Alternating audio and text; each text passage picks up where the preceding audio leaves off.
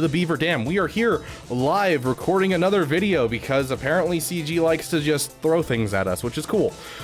So we got a sneak peek on characters coming: Shin, Haiti, and Marok. Do I know how to say Marok? No, am I gonna say Marok every time? I'm gonna say Marok. I don't know, Marok, whatever you want to call him. He is coming to the game, which honestly, it's the same formula Star Wars has always been doing, which is you slap a dope helmet on a character and everyone loves him regardless of who he is, and if he dies off depressingly. Same thing happened with Boba Fett. So we're getting him in the game, we're getting Shin Haiti in the game. Looks like some crazy stuff. We're gonna talk a bit about this. Lots of crazy stuff happening, honestly. We're getting our first look at both the Mercenary tag that's going to go with Baylan Skoll, as well as Ahsoka Tano, and a new ship coming. Exciting things, my friends. So, the Mercenary tag is coming for Baylan Skoll, and it's going to gain these stacks of a new buff. It's going to be a blue buff, kind of like, you know, Siphon and that kind of stuff, where it's not things that are going to be dispelled by any means. It's just going to be a stacking blue buff. And it's called Soldiers of Fortune, and it's going to be specifically for the Mercenary tag. Now, mercenaries are going to be different than bounty hunters to a certain degree. I think they are mixing in a little bit too much in some cases, but that's just because I am a nerd and I'm like looking at it, I'm like, I definitely think that's a bounty hunter and not a mercenary. But that being said, they're going to be giving the Mercenary tag to a wide plethora of people who will be able to benefit from these Soldier of Fortune stacks that are going to be given from Baylan, Shin, and Marok. And so these three characters are going to start off as the only three characters that have this Soldier of Fortune buff, and then from there on they're probably going to add in more from what it sounds like throughout this. I'm not going to go through and read this to you guys overall, but they talk about how, you know, mercenaries are meant to be paid for performing a job, things like a bodyguard or attacking an installation on behalf of a third party, versus someone who is just a straight bounty hunter. They're going after a target after target after target, that type of thing.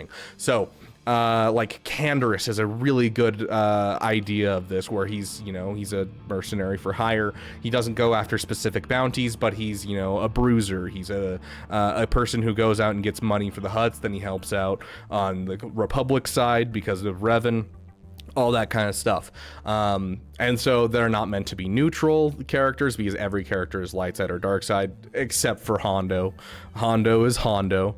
But it's looking like this is going to give us some homes for some characters we've been begging for homes for a while for. Possibly. It's also looking like they're trying to take Baylan Skoll's team and make it very much like Queen Amidala or Leia, where they let you choose the fourth and fifth person. They don't necessarily need to be, you know, these two people, although there's probably going to be a meta. There always is. Maybe that'll change as they update kits, because it sounds like with this Soldier of Fortune thing, they are going to update kits based on the wording of the text. And so I'm very curious what they're going to do, but I'm very excited for some of these people because they're people that I wish I had a home for, and I don't have a home for. So keeping this going, there's also, they've confirmed, just slight thing, Baylan, Shin, and Marok will each give a type of buff that will work well with the Soldier of Fortune buff. And so depending on the person you're putting in the fourth and fifth slot, they'll gain the different buffs at different rates, just depending on it. It sounds kind of like they're doing what they did with the last set of Datacrons, where it's like attackers, healers, tanks, that kind of thing. They'll probably just use those callouts. And so like, oh, if it's an attacker mercenary, then they gain this buff this often, or that kind of thing. I don't know yet. We don't have a full kit reveal or anything, but interesting stuff overall. So as for new characters coming in, they confirmed these are the only three characters coming in. They're going to be Baylan, Shin, and Marok. There might be more in the future, but for now, those are the only three new mercenaries coming into the game. Going into the full list, we have things like Baylan Skoll, obviously. Boba Scion of Jango, we have a home, guys. I've had this guy at Relic 7 for months because of my guild, and now there's a home for him. This actually tempts me to go for Baylan just so I have a home for my Boba Scion of Jango. Boba Fett Scion of Donuts is rough in the game. He's just a guy that's required for rote that we can't really use, and so I'm so excited to have him.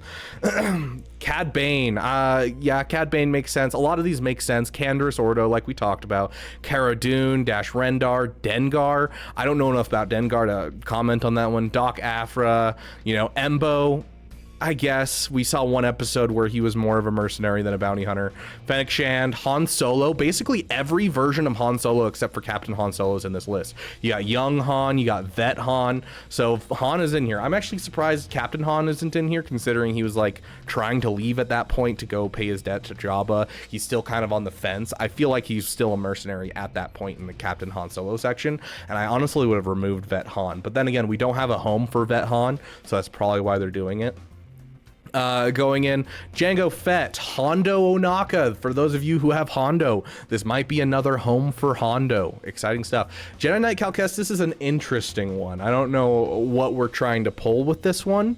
I'm very, very curious. Kersantin makes sense. I don't think this is trying to pull from the Jabba team. I think this is just if you have a Kersantin lying around for some reason, you can at least use them with Balin. I don't know.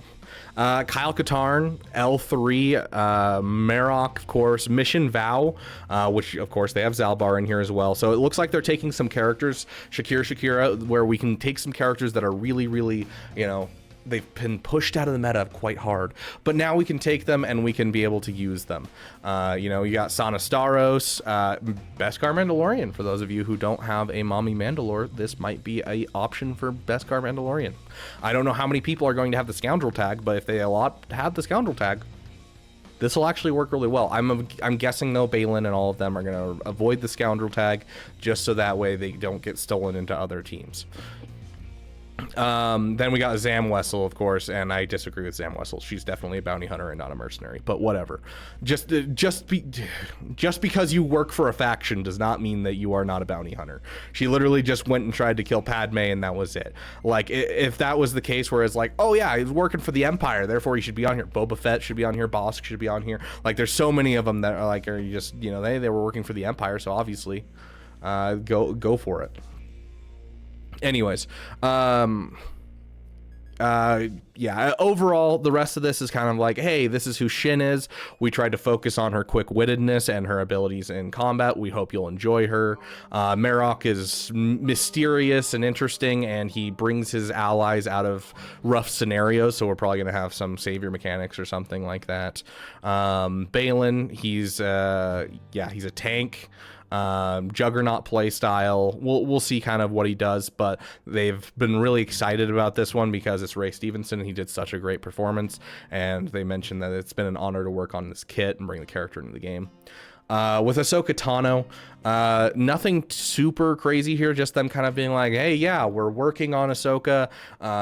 She's going to be a tank, similar to like Gas, Leia, JML. She's also going to be along that light side GL kind of thing where we're using our teammates as our main source of power, and then she kind of does her own thing. But it sounds like there might be a kind of a Bane effect where when she gets by herself, if her team dies off, she might be getting more powerful from the way that they're wording it. So I'm very curious about this. They're still working on the kit overall. They already have Ezra Bridger, but yeah, it's going to be interesting. Punishing One is also coming. New ship coming to the holotable. Punishing One is Dengar's ship. I don't think this has ever shown up in anything except for comics and books. So this will be a fun one to have in the ship, and it's meant to lift the Executor. I'm a little worried it's going to cut out the Finalizer, but it's meant to make the Executor more powerful on defense. I hope it doesn't cut out the Finalizer. I'm going to be honest, because that is like, it's such a good thing to have all the people with Lightspeed bundles have an Executor counter, so that way they can feel competitive and be able to have that enjoyment. But that being said, it looks like that they're trying to make sure Leviathan will still remain a difficult matchup, which is fine. You know, Leviathan is the apex predator right now, so I can understand that. Even so, I have like a 70-80% win rate against Leviathan. If it makes it a little bit easier, I'm going to be happy with it. But yeah, overall, it doesn't cut out Finalizer. Then what's the point of Dengar's ship? Cutting out things like the ability for our base negotiator to beat it, the ability for a right now a base Radis beats it. If you have the regular lineup of the Executor, a base Radis beats it with the new comeuppance. and it's not like you need to level up the comeuppance at all. So like, yeah, I think that it has its problems and it has way too many counters right now, and I would agree with that. I just hope Finalizer remains one, because Finalizer is such a good one, and it gets cut out the end game anyways. It does. Like later on in the game, it gets cut out because the high relic levels require you to relic 9 your first order, and no one's gonna do that. And so it gets cut out regardless. And so I feel like it just makes sense to keep it in as a budget counter for those who can do it. And it's a very nuanced counter. It's not one where you can be like, I just go in blind and I'm like, let's do it. Like, you have to understand the nuance. So, but yeah, overall, community update felt more like a road ahead, but thank you, CG, for like actually communicating. This is actually really awesome. It's not often we get this much communication from CG, and I'm actually really enjoying this much communication like we got with the road ahead. We got a ton on Ahsoka Tano's Rex and all kinds of stuff. I loved that, and this as well. It definitely feels really good to be able to hear this. And so I'm curious if you guys are excited more for the Shin Hati and Marok, or are you guys excited for this whole mercenary tag in general, being able to use Boba Fett, Silent Django, you know, this kind of stuff. So please throw it in the comment section. What are you guys most excited for out of this? Are you excited for the mercenaries, just being able to use characters that you may not have been able to use before, or are you more excited just for Baylan himself, because everyone loved Baylan? Like literally, you watched Ahsoka and you're like, Ahsoka was okay, but Baylan was sick. Like that was kind of the general consensus. Like, I really enjoyed Ahsoka personally, but like still, Baylan was freaking sick. Ray Stevenson did. I'm so sad he's gone. But yeah, so yeah, hopefully this was interesting to you guys, because it sure was interesting to me. But thank you guys for being here, and I will see you guys in the next video.